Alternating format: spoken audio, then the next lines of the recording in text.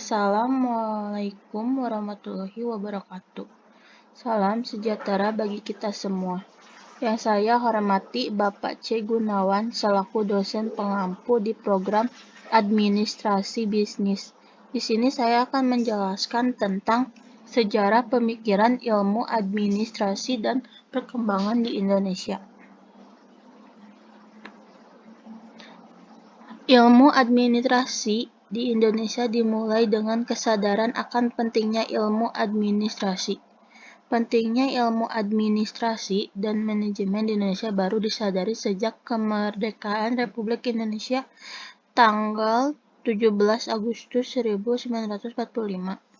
Awalnya, pengembangan ilmu administrasi dan manajemen di Indonesia dimulai dengan pengirim mahasiswa-mahasiswa untuk belajar ke luar negeri, Eropa dan Amerika yang dilakukan tahun 1995.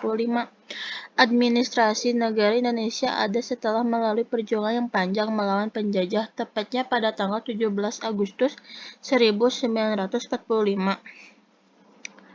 Sebelumnya, Indonesia tidak mempunyai pengalaman dalam praktek administrasi, akan tetapi karena ada banyak urusan administrasi yang perlu diselesaikan, hal ini mengharuskan negara Indonesia untuk mengembangkan ilmu administrasi negara dan memberikan pendidikan bagi administrator yang kurang mempunyai pengalaman dalam bidang tersebut.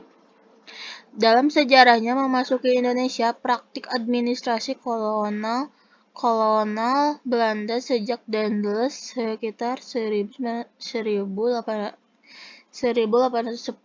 telah dapat disebut sebagai administrasi negara modern, tetapi tidak banyak orang Indonesia yang bekerja di dalamnya, apalagi memegang jabatan pimpinan. Saat negara Indonesia terbentuk, tidak dijumpai tenaga terdidik dalam jumlah yang memadai di bidang ini. Hal itu disadari sepenuhnya oleh pemerintah, sehingga setelah Republik Indonesia dalam kondisi relatif normal serta sukses memenangkan pengakuan internasional, pemerintah mulai berusaha memecahkan kelangkaan tenaga profesional di bidang administrasi negara. Sejak 1951 sampai 1955 diperkenalkanlah ilmu administrasi negara modern. Ilmu administrasi yang diperkenalkan di awal tahun 1950 ini berorientasi ke Amerika Serikat yang dipandang lebih praktis dan pragmatis dibanding sistem administrasi kolonial Belanda yang bersifat legalistik.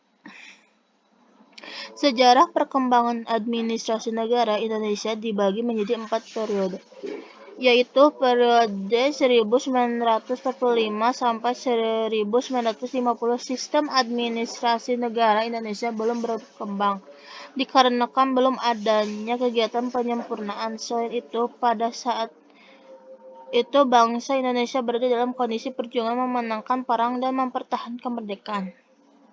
Kedua, periode 1950 sampai 1959. Pemerintah mulai menyempurnakan sistem administrasi negara Indonesia. Yang ketiga, setelah tahun 1959, perkembangan sistem administrasi terlihat mengkhawatirkan karena menyimpang dari landasan Pancasila dan landasan konstitusional UUD 1945 dengan segala implikasinya yang negatif. Yang keempat, pada periode 1969 sampai sekarang, pemerintah memberikan perhatian yang sungguh-sungguh dalam perkembangan sistem administrasi negara Indonesia, terutama pada masa pemerintahan Orde Baru. Fungsi administrasi, selain itu, administrasi tentu memiliki fungsi penting dalam kehidupan sebuah organisasi bahkan negara. Adapun fungsi administrasi sebagai berikut. 1. Planning adalah administrasi sebagai penyusun perencanaan memerlukan kegiatan administrasi seperti pengumpulan data, pengolahan data, penyusunan perencanaan. Yang kedua, organizing, aktivitas menyusun dan membentuk hubungan-hubungan kerja antara orang-orang sehingga terwujud suatu kesatuan usaha dalam mencapai tujuan-tujuan yang telah ditetapkan.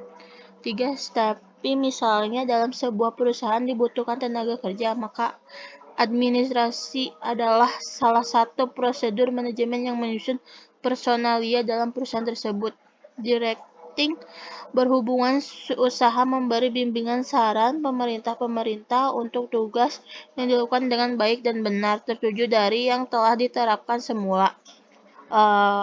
Coordinating adalah sebagian dari fungsi manajemen untuk melakukan sejumlah kegiatan agar berjalan baik dengan menghindari terjadi kekacauan, percekcokan, kekosongan. Kegiatan yang dilakukan dengan menghubungkan, menyatukan, dan menyelaraskan pekerjaan bawahan sehingga ada kerjasama yang terarah dalam usaha untuk mencapai tujuan organisasi. Reporting adalah manajemen yang berada pada penyampaian perkembangan atau hasil dari kegiatan dengan pemberian keterangan dari tugas dan fungsi para penjabat yang lebih tinggi, baik lisan maupun tulisan, sehingga dalam menerima laporan dapat memperoleh gambaran tentang pelaksanaan tugas orang yang memberi laporan. Yang terakhir, budgeting adalah suatu kegiatan yang mengelola dan perencanaan yang berkelanjutan mengenai keuangan dan anggaran. Tujuan dan manfaat administrasi. Tujuan administrasi yang ke-1 agar seorang usaha dapat memantau aktivitas administrasi perusahaannya. Yang kedua, agar seorang pelaksana usaha dapat menilai kegiatan-kegiatan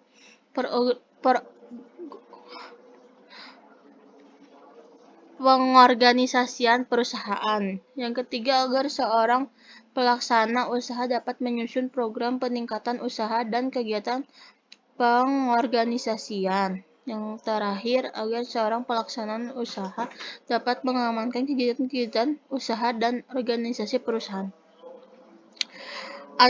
Administrasi memiliki manfaat bagi organisasi, perusahaan, bahkan negara yang menjalankannya dengan baik. Ada pendapat yang mengatakan administrasi adalah ujung tombak kemajuan sebuah organisasi. Dengan administrasi yang baik, bisa diketahui pula tata kelola organisasi berjalan lancar atau tidak.